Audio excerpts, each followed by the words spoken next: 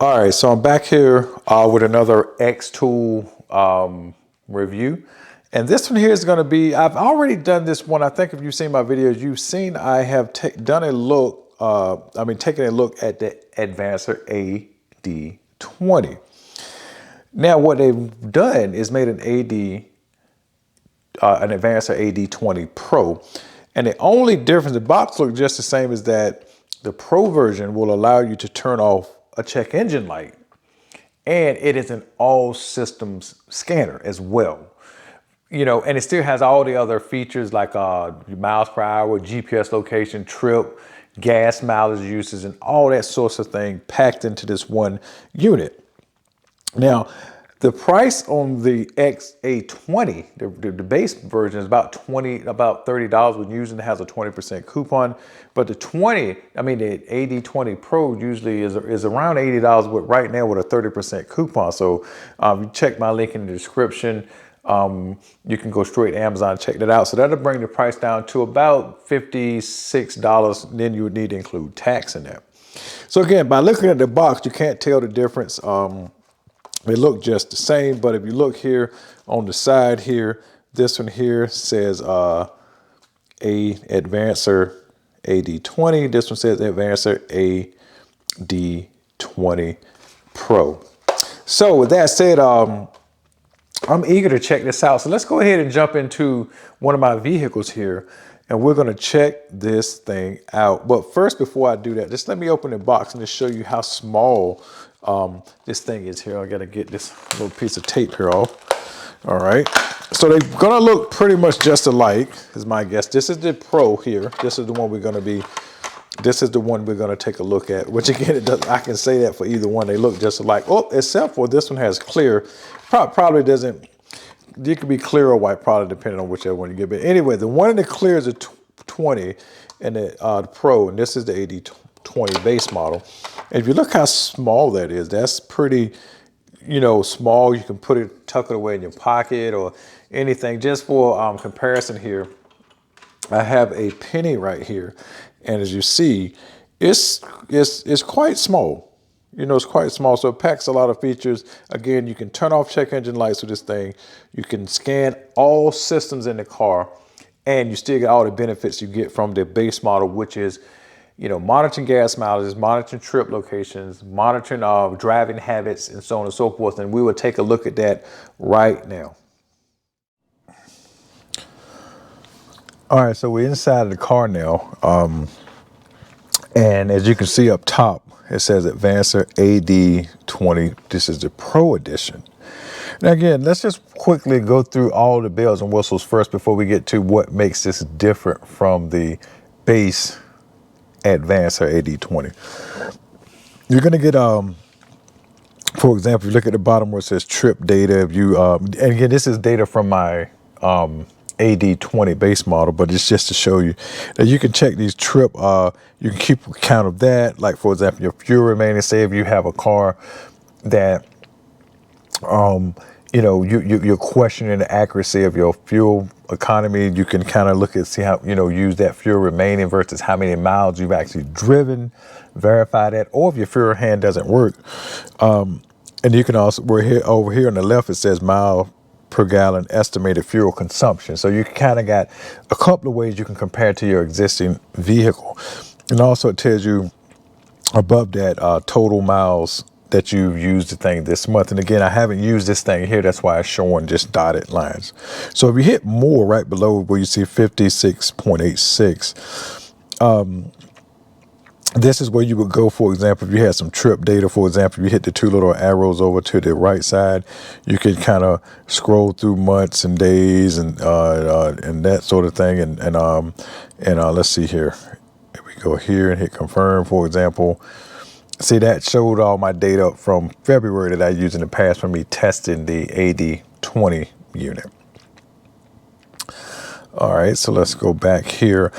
Now, if you hit this thing where it has 0 miles per hour, if you hit that right there, that kind of gives you a quick little, I guess if you was testing something out, it just give you a quick snapshot of RPMs, mile per hour, and your, I guess your coolant temperature there. So That's always handy. And then now, if you want, you know, the smart dash. And this is the other thing. Again, like I said, I'm just trying to show you what the base model has, same as this one, to show you what's the appeal to this thing. It just gives you this personalized dashboard, if you will. If you hit smart dash, you can pick between several setups here. Just say if you just want HUD forward, it's just got kilometers per hour. That's all you want to see. Again, say if your hand doesn't work on your car, or say if you just thought this was cooler. So for example, let me just hit the top where it says classic.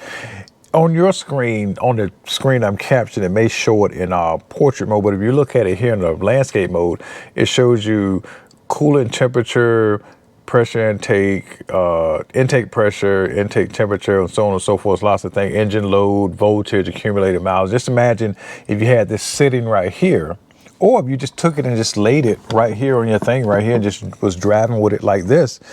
I mean, that would be a perfectly good speedometer if you didn't have it, or just some other things that you want to maybe check in real time to see if you're having an issue with your car, such as voltage or engine load. Say your car's running a little rough. You can see some things while you're riding and kind of see it in style, if you will.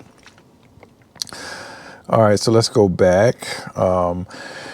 So now live data. Now this is again, this is pretty good. Just like it shows you all the OBD2 data, for example. It's just going to show you when you first go into it. It's going to have a selected amount of certain things to show you, like, you know, miles per hour, RPM, coolant, remaining fuel, battery voltage. But if you're going down here that says more sensor data, you click that, then you get the whole list.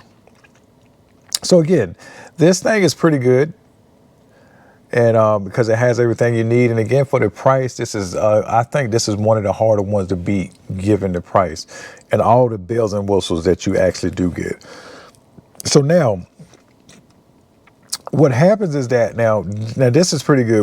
When you first get in the car, it says your car in good condition. It kind of does a quick test in the background without showing you the results. But if you want to see the results, click quick test.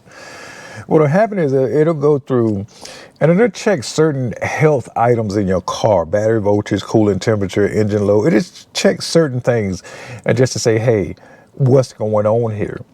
And just some very relevant things that might give you some quick ideas in case if you felt something going, you know, a little wrong in your car. Where it's lit up orange, there's really no concern. Smog check, I mean, you do a smog check when you need to. Battery check, you do that when you need to. OBD fault check, we don't have any. But remember, I said this thing has full all system module scanning capabilities. Now this is where it gets real interesting, right over here where it says in-depth check. So if you hit check now, what will happen is that you won't see it on my screen because I've already done it, but whatever make or model car, it will actually download that software for your particular vehicle. In my car, this is a Honda. If I had my GM, it would download a GM. Right here, if you had a Toyota, it would download a Toyota software. So anyway, you click that, and now watch this. In-depth check function is on, and checking the vehicle info. And let's get everything fired up here. And now check this out. Again, I love the animations that they have. It went from the engine that's going to the powertrain.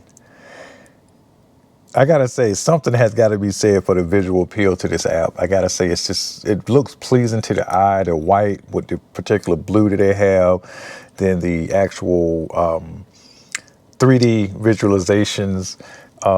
Yeah, I mean, of course, it doesn't really necessarily do anything in terms of checking a car per se, but it's still nice that they really put effort into doing that. So it's going to go through each individual one, and what you'll see is you'll see a green check if something checks out. If something doesn't check out, this car hasn't had any issues, but I'm assuming it would be red or something like that. Maybe red with an exclamation mark in the middle. But as you see this adaptive control module, for example, if you have modules that are not equipped, they would be a gray with, I believe, an exclamation mark in the middle, just indicating that it's just not equipped. As you can see, yeah. And I'm assuming that if you had something bad, it would be red with that exclamation mark. That's just my assumption. Now it's going, and once this finishes, I'll show you something cool that you know, and again, you see how that transition, that animation went from the engine, power steering down to suspension and brakes. Yeah, it's pretty cool. I got to say, something has to be said for the visual appeal to this app. And then once this finishes, we're going to go take a look at another portion of the app, and just to show you just how much you get for this price and how relevant it is to you. But again, it is pretty cool. Safety, comfort. This car does not obviously have, I think I counted, I don't even think this car has about 10 modules in it. This is a 2021 versus my Buick over there has more than 20, I think it has 24 modules in it, my Buick LaCrosse. That's not to say that more modules mean necessarily better, quote unquote, but I mean, that car is a sort of a luxury car and has a little bit more features in it than this car here does. And that's a 2010. Most people, when I bought that car, thought it was a brand new car, actually, or thought it was a really late model car. But when I bought it, it was already 10 years old. It's a really good car. All right, so now we're getting on. One cool thing I want to show you here once this is about to wrap up. You got one more to check, I believe. It's going to say other, and I think it's just grouping everything in it. Engine, powertrain, suspension, safety, and comfort, and it's going to just put everything else in other. And then other is, for this car, it's not going to be many.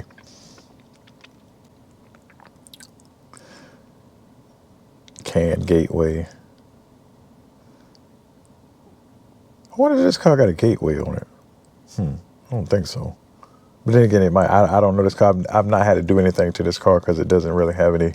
It's pretty much brand new, so I haven't had any reason to really look anything up at it.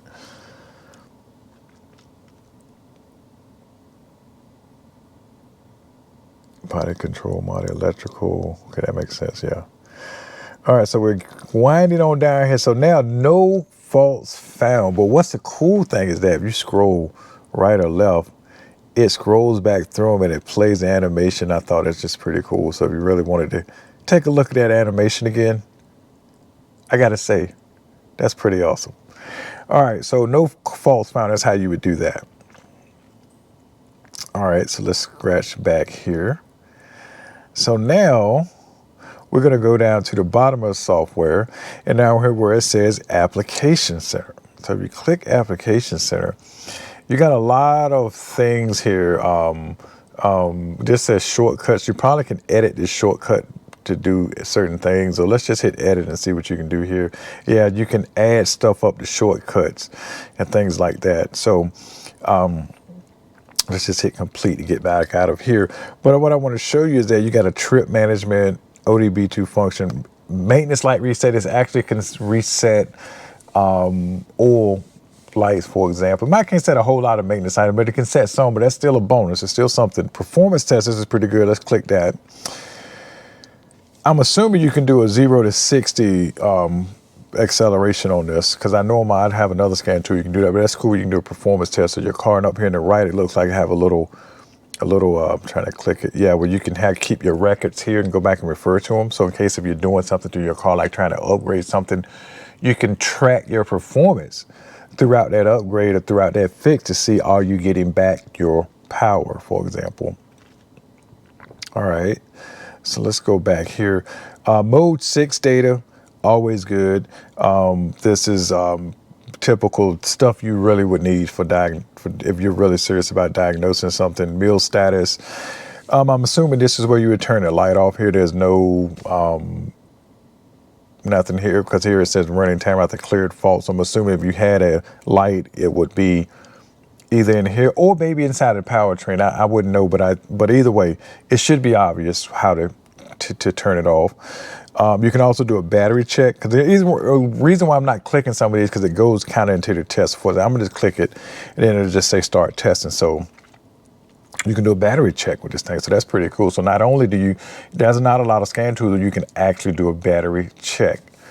Component testing here, we'll just click that. So you can do throttle, carbon buildup test, fluid correction, and airflow sensor tests. So these are all, drivability items that would help you diagnose a problem if you was having something that was suddenly happening or some underperformance. And what else here? Smog check, that's pretty obvious. Live data, we've already looked at that. In-depth check, we already looked at that. And trouble scanning, we can just click it and see what happens, but I don't really have any. Yeah, this OBD2 fault check. Let's just click and see what happens. It should just check and see if, so basically it's checking, seems to be checking the systems here, just checking them for codes here, just, you know, each individual module looks like.